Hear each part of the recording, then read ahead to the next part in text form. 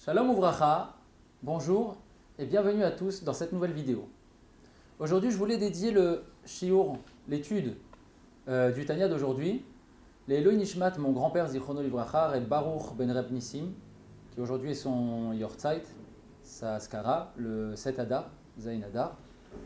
Et je voulais également aussi, bien entendu, le faire pour le Zchut et de Moshe Rabbeinu, qui aujourd'hui est son anniversaire, et Saïdoula également, comme c'est connu que Moshe Rabbeinu est né et a quitté le peuple juif le 7 du mois de Hadar. Donc, nous étions dans le 7e chapitre du Tanya, Perek Zayin, et à notre dernier shiur, nous avions étudié le inyan, le sujet de la ta'ava, le désir et le plaisir. On avait appris comme quoi une personne qui profite de quelque chose de permis, qui tire un profit uniquement par plaisir, et ben à ce moment-là, et ben la vitalité de cette chose-là, de cette nourriture, par exemple, une nourriture qui est mangée par pur plaisir, et ben elle va descendre dans le côté impur. Elle va descendre dans les 3 clipotes, dans les 3 écorces du mal. Et vu qu'elle est permise, eh ben on peut par la suite élever à nouveau donc la vitalité qui était dans cette nourriture-là et la refaire monter de niveau dans la Kedusha. Tout ça pourquoi ? Parce qu'elle est moutar, elle est permise. Moutar en hébreu veut dire permis, veut dire aussi détaché. Okay ? Ce qui est le contraire de assour, assour qui veut dire interdit, qui veut dire aussi prisonnier. Et donc, on avait expliqué comme quoi c'est pour ces choses-là, pour purifier le corps de ces tâches qui auraient pu être causées par ces actions-là, qu'après 120 ans, le corps subit un nettoyage, comme on avait expliqué, qui s'appelle le chibut hakever, des secousses de la tombe. Alors, est-ce que ça se fait concrètement de cette manière-là? Est-ce que la tombe se secoue sous terre ou est-ce que c'est quelque chose qui se passe dans le Olam Haba? Pour la Neshama, ça je ne saurais pas vous le dire, mais ça doit certainement être expliqué dans des livres qui expliquent, qui traitent le sujet des Neshamot et du Olam Haba. Mais en tout cas, c'est justement pour ces moments-là donc, que malheureusement une personne après 120 ans subit certaines punition entre guillemets que je préférais traduire par purification et raffinement. Donc ça c'était la semaine dernière. Je reprends un peu avant dans les mots. On avait dit que la chayut, la vitalité peut revenir dans la kedusha. Rak she'areshimu mimenu nishar bagouf. Seulement il reste une trace dans le corps. She'adam achal davar mutar leshem ta'ava. Que lorsqu'une personne a mangé quelque chose pour le plaisir et que à ce moment-là la chose elle s'est inclue dans le mal complet. C'est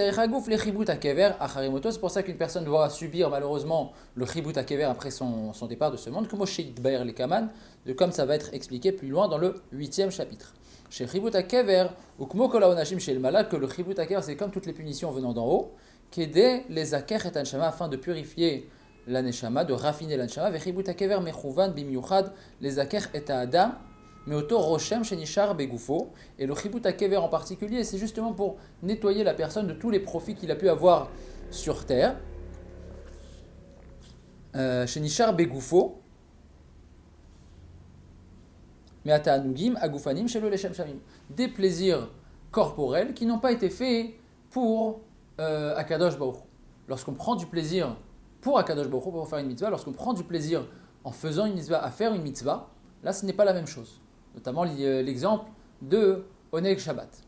Okay, de se donner du plaisir à manger pendant Shabbat. Manger pour le plaisir, pour se faire plaisir pendant Shabbat, comme Dieu nous a demandé de prendre du plaisir dans le Shabbat. Kamo achayut shebe'achila ve'shtiya leshem ta'ava. Comme on a dit, la vitalité lorsque l'on mange ou qu'on boit pour se faire plaisir, nichlalet lefisha'a, elle est inclue de manière temporaire, bera gamour, dans le mal total, shel shalosh klipot atmeot legamre, des 3 écorces complètement impures. Ad she adam yaseh tshuva, jusqu'à quand est-ce que cette vitalité va se retrouver inclus là-dedans, jusqu'à ce que l'homme fasse teshuva. Vechen, également un autre exemple. Donc ça, c'est pas les mots du Tanya, ce sont les mots des commentaires. Ici, ils l'ont mis alors, pour ceux qui ont le livre, page 99. Alors, je ne sais pas si c'est peut-être les anciennes versions, ou peut-être ça a été corrigé dans les nouvelles versions, mais ici, ça a été mis en gros. Donc j'ai cru que c'était au début, j'ai cru que c'était les mots du Tanya, mais ce n'est pas les mots du Tanya lui-même, c'est les mots des commentaires. Donc c'est un commentaire qui est ramené ici donc à la suite du sujet. Il dit Vechen hachayut chez betipot zera sheyatu mimenu beta'ava behemit. Ok, une personne qui a eu une évacuation de matière séminale. Seulement, ça ne s'est pas fait. Alors, on parle encore ici, il parle encore dans une situation qui est permise avec son épouse pendant la période qu'elle est pure et que son épouse lui est permise. Eh ben, une personne qui a évacué, donc il y a eu un rapport et qui a évacué de la matière séminale, mais par une pulsion animale, juste pour le plaisir. Chez l'okidesh atzmo bishat tashmish, qu'il ne s'est pas sanctifié au moment de cette relation. Im ishto tehora, avec sa femme qui est pure. Chez Gam Az, Nichlelet Achayut, et bien même à ce moment-là, lorsque cette action n'est pas faite pour le but d'accomplir la mitzvah et l'injonction qu'on a d'amener des enfants au monde, ou les engagements qu'on peut avoir envers son épouse, et ben, Az Nichlelet Achayut le Fisha'a, temporairement, cette vitalité, elle va être inclue Bera Gamour Shal Shalosh Klipot Atmeot le Gamre, dans les trois écorces impures, donc dans le côté mâle, dans les trois clipotes, dans les trois niveaux d'impureté, comme on a dit avant, Ad Sheha Adam Yarzor Bitshuva, jusqu'à ce que la personne regrette son action et fasse teshuva. On ne va pas s'allonger dans le sujet, mais encore une fois, bien entendu qu'on peut prendre du plaisir dans ce qu'on fait, mais il faut toujours penser et ne pas oublier que ce que l'on fait, on le fait dans un but. Ce qui se passe en même temps à côté, c'est autre chose. On peut manger pour avoir assez d'énergie pour pouvoir passer une bonne journée, étudier et faire son service divin, sa Avodat Hashem. Et pareil, lorsqu'on va faire une mitzvah qui nous incombe envers notre épouse, eh ben, on peut le faire, on doit le faire parce qu'on a une mitzvah qui nous a été ordonnée, même si on prend du plaisir à ce moment-là, il ne faut pas le faire dans un but unique et oublier le principal qui est la mitzvah. Et donc à la suite de ce qu'on a dit, toutes ces choses-là qui sont permises, mais qui ne sont pas faites les Shem Shamaim, qui ne sont pas faites pour Akadosh Baruch Hu, pour la mitzvah qu'on a, et bien à ce moment-là, la vitalité va être inclue dans les trois parties du mal. Beram, cependant, Kol ha'amur ou besha'a she'adavar atzmo mutar be'asya. Donc tout ça, c'est lorsque la chose est permise. Lorsque la chose est permise, eh ben, elle peut être inclue dans le mal, mais elle peut être récupérée et ramenée dans la kedusha. Et là, sazot, les shem tava velo les shem shavi. Seulement, qu'est-ce qui s'est passé? La personne a fait ça pour un plaisir, pour son désir, pour son plaisir, et pas les shem shamaim. Mache en ken, ce qui n'est pas le cas, bemachlot asurot ou biot asurot. Lorsqu'une personne consomme une nourriture interdite, ou qu'il a un rapport qui lui est interdit, shehen mishalosh klipot atmeot legamre, qui elle, biot em atzmam dvarim asurim, vu que ces choses-là sont des choses qui sont interdites, elles font partie des trois clipotes, des trois écorces qui sont complètement impures. Hem asurim ukshurim bidei achitzonim. Elles sont prisonnières, prisonnières, asurim, ukshurim, et attachées dans les mains des extérieurs. Les extérieurs, c'est synonyme des clipotes, des impuretés, du côté mal. Elles sont donc attachées bidei à clipotes chez michutz l'irshut hakdusha, donc dans les mains des clipotes qui sont à l'extérieur du domaine de l'akdusha. Et donc, les olam, donc elles sont toujours interdites, il n'y a pas un moment où elles sont permises. Ve'ein olimisham, ve'ein achayut shebidvarim ele olimisham. Et donc la vitalité qui se trouve dans ces choses-là, l'énergie ou la vitalité qui va se trouver dans ces choses-là qu'on va consommer ou dans ces actions qui vont être faites, eh ben, elles sont prisonnières de la klipa. et elles ne peuvent pas, ve'ein olim misham, elles ne peuvent pas monter des clipotes à aucun moment, sauf à deux moments, ad ki yavo yomam, jusqu'à ce que vienne le jour, lorsque Mashiach viendra, chaque clipote et alam, que les clipotes vont disparaître. Veivula, hamavet la netzach, et la mort va être engloutie pour l'éternité, comme il est écrit, vet ruach atum'a et avir min haaretz, et l'esprit d'impureté, je débarrasserai de la terre. Kesha klipot tibatelna yalu mehen nitzotzot akdusha. Et donc automatiquement, lorsque la clipa et les impuretés vont être débarrassées de sur terre, et ben les étincelles de ces actions-là, à ce moment-là, elles pourront être libérées. Mais tant qu'il y aura une présence de tum'a et d'interdiction et d'impureté et de mal, et ben cette vitalité-là sera prisonnière tout le temps. Et une deuxième possibilité, ou bien, efshar adavar, la chose sera possible, il se peut, chez Gam'ata, que même maintenant, avant que Mashiach ne vienne, avant que viendra le grand jour, chez Gam'ata, tetse achayut shel advarim ha'asorim ha'atuma, v'ta'ale l'akdusha. Il y a un cas de figure spécifique de cette manière, la vitalité des choses interdites peut oui remonter dans l'akdusha. Quelle manière? Ad sheyase tshuva gdola kolkach, jusqu'à ce qu'il fasse une tellement grande tshuva, vraiment pas une simple tshuva, il y a plusieurs niveaux dans la tshuva, dans le repentir. Lorsqu'une personne fait teshuva, il y a plusieurs niveaux de teshuva. Et bien, lorsqu'une personne fait une tellement grande teshuva, chez Zdonot naasulo kizruyot mamash, que les actions, les transgressions qu'il a faites, qu'une personne ait faites de manière volontaire, eh ben, elles lui sont considérées comme des mérites. Et ça, c'est la force de la tchouva. Et c'est pour ça qu'on dit Bimkom chez Baal Tchouva Omed, En Tzadik Gamor Yachol Amod. Le Baal Tchouva, par sa teshuva, il atteint des niveaux supérieurs au Tzadik, auxquels le Tzadik ne peut même pas accéder. C'est la grande force de la tchouva. Et c'est quoi cette tchouva-là? L'Admorazaken, il le précise, il dit Shei tchouva, mais ahava, mais umka deliba. C'est une tchouva qui provient de l'amour. C'est pas une tchouva qui provient de la crainte, mais c'est une tchouva qui provient de l'amour. C'est que la personne, elle change tellement qu'elle va exprimer un amour tellement fort pour Akadosh Baruch Hu qui va lui provoquer cette tchouva. Mais umka deliba, du profond du cœur, que chez la tchouva, il met au mec d'élève, qu'elle vient du profond du cœur, be ahava rabba vechashika, par un amour multiple, un grand amour et une grande envie, mitor cheshek, avec une envie très forte, venefesh shokeka, une âme qui demande énormément, les dov kabo itbarech, de s'attacher et de se coller à Akadosh Baruch Hu, vetsam'a nafsho l'Hashem ke'eretz hayefa vetzia, et son âme a soif de Dieu comme une terre fatiguée et aride, atzmea lemaim, qui a tellement soif d'eau, qui est tellement assoiffée d'eau, car gam nafsho tzmea l'Hashem itbarech, pareil, son âme, elle est assoiffée de Dieu, liot, qui ad hena aita nafsho beretzia vetsalmavet, que comment ça se fait que son âme a tellement soif de Dieu? Parce que son âme, l'âme de cette personne-là, elle se trouvait jusqu'à cet instant où la personne fait tchouva, elle était Aïta Nafsho Beret Tia Vetsalmavet, son âme se trouvait dans une terre morte, dans une terre aride.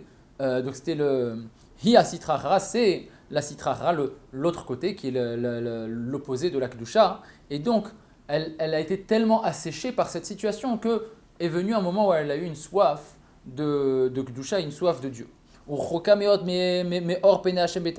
Et donc Nafsho Rechoka Betachlit Meor Eloké. Pendant tout ce temps-là, son âme était complètement éloignée de la lumière divine. Velazot, et c'est pour cela, Beshash Shose Tshuva Mitor Avaraba, c'est pour cela que lorsque la personne fait Tshuva par un grand amour,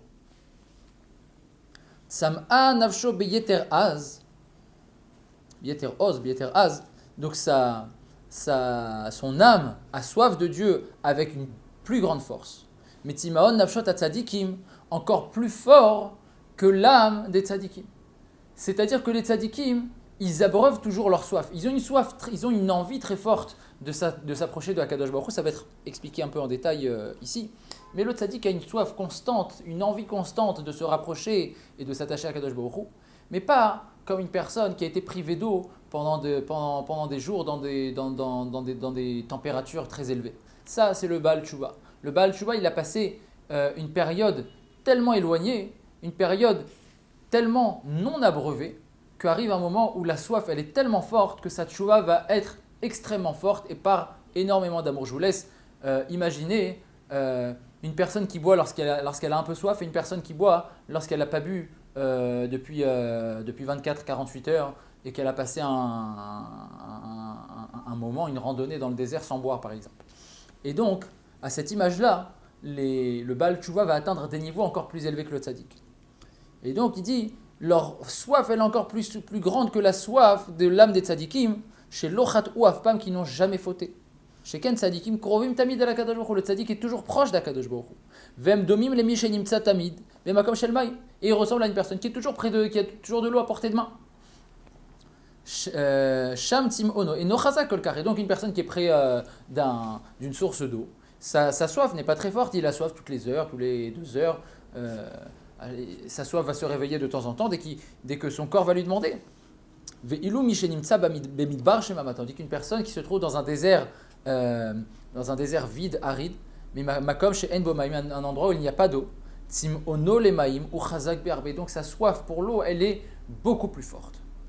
Car gam timono shel habal tshuva le'elokut chazak be'arbe mikfi shadavar u betzadik. Et donc pareil, le Baal Tshuva a une soif pour la divinité bien plus forte que telle que la chose elle est chez le tzaddik. Kemama Ramzal, comme les Chachamim nous disent, bimkom chez Baal Tshuva omdim chulu.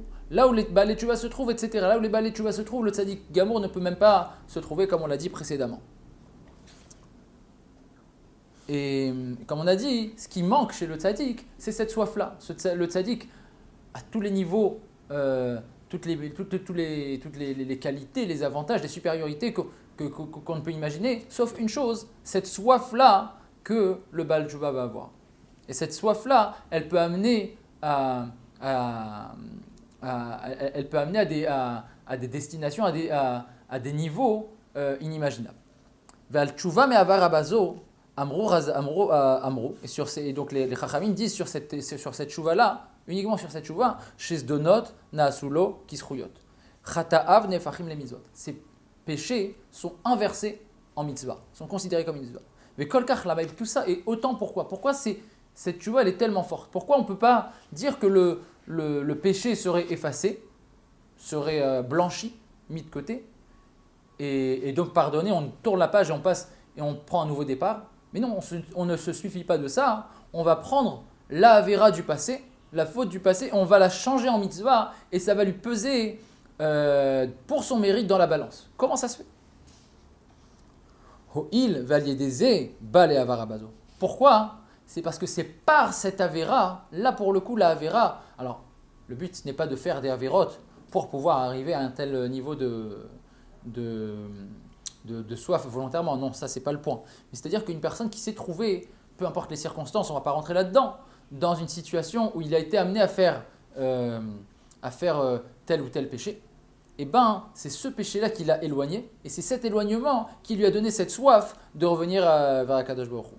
Et donc, alors tant qu'il ne fait pas la tchouva, non, ce n'est pas inversé. Mais du moment que la personne va arriver à ce moment de tchouva, et ben ce qui l'a éloigné va jouer en sa faveur. Aliédé otan averot, par l'intermédiaire de ces transgressions-là, chez Riko Tome Akadosh Baruch Hu, qui l'ont éloigné d'Akadosh Baruch Hu. Huigia, c'est donc par eux qu'il est arrivé, qui chez Asatchouva, lorsqu'il a fait tchouva, les havak de l'azo, à ce grand amour-là pour Akadosh Baruch Hu. Haverot pa'alubo ota peulak mo mitzvot. Et les haverot, on fait une action comme les mitzvot. On fait une action sur lui comme les mitzvot. Hen vioto les havak de la yoter la Akadosh Baruch Hu. Ça l'a amené à un amour plus fort pour Akadosh Baruch Hu. Al kol panim, ma'amour mouvan, שגם כעת לפני היעלמות הקליפות וביטול הרע, ישנה דרך להעלות לקדושה את החיות שבדברים האסורים, וזאת על ידי תשובה הבאה מאהבה רבה לקדוש ברוך הוא. Et donc, qu'est-ce qu'on voit de là? C'est qu'on est en train de dire que les choses interdites ne peuvent jamais monter dans la kedusha, sauf quand Mashiach viendra. Et donc là, on a fait toute une grande parenthèse pour dire que sauf aussi une personne qui fait une tchouva rabba, une tchouva me'ava rabba. Et donc, une personne qui fait une tchouva tellement forte qui vient d'un grand amour tel que le Baal Tchouva, comme on l'a désigné. Aval, tchouva chez l'homme et avazo. Une tchouva, quelqu'un qui fait tchouva, mais qui ne provient pas de cet amour-là. Quelqu'un qui a malheureusement transgressé et qui a une prise de conscience. Il prend conscience de ce qu'il a fait et il fait un bilan et il regrette. Et il se rapproche d'Akadosh Baruch Hu. Pas d'une telle manière que ça vient d'une Ahava Rabba et qu'à partir de maintenant il se consacre entièrement à un service divin et il va être impliqué, etc. Bien que c'est une tchouva nechona, bien que c'est une tchouva juste, c'est une tchouva qui est juste. Ve'Hashem yislachlo, Dieu va lui pardonner. C'est une tchouva qui est acceptée. Al ha'averot she'avar, sur les averot qu'il a transgressé. Mikol makom lo naasulo kezachiot, kemitzvot. Les averot qu'il a passés ne vont pas lui être considérés comme des mitzvot, comme des mérites. Ve'en olima klipa les gamre, et elles ne vont pas, et donc, pour revenir à ce qu'on disait, elles ne vont pas s'élever et partir de la klipa entièrement, ad et ketz, jusqu'à la fin des temps, ad ketz à galout, la fin de la galout, la fin de l'exil, chez vous là, mavet, et que la mort va être engloutie. Il dit à klipot, à nikraot mavet, c'est que les klipotes vont être englouties, qui elles sont appelées la mort, c'est la même chose, elles sont la même source. La netzar, que là, elles vont être complètement éradiquées et débarrassées. La mad noire, qu'est-ce qu'on vient d'apprendre donc de tout cela?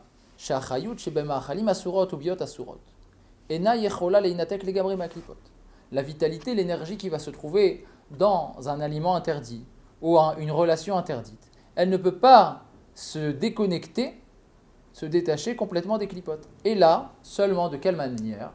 Allié des tchouva, par une tchouva, anovaat, qui découle, mitor ahava rabba, par un amour très fort, o kesha klipot, titbatelna vete alamna legamre. Donc ça, c'est les seules deux possibilités par lesquelles la chayut, la vitalité de ces actions interdites pourront être raffinées et élevées.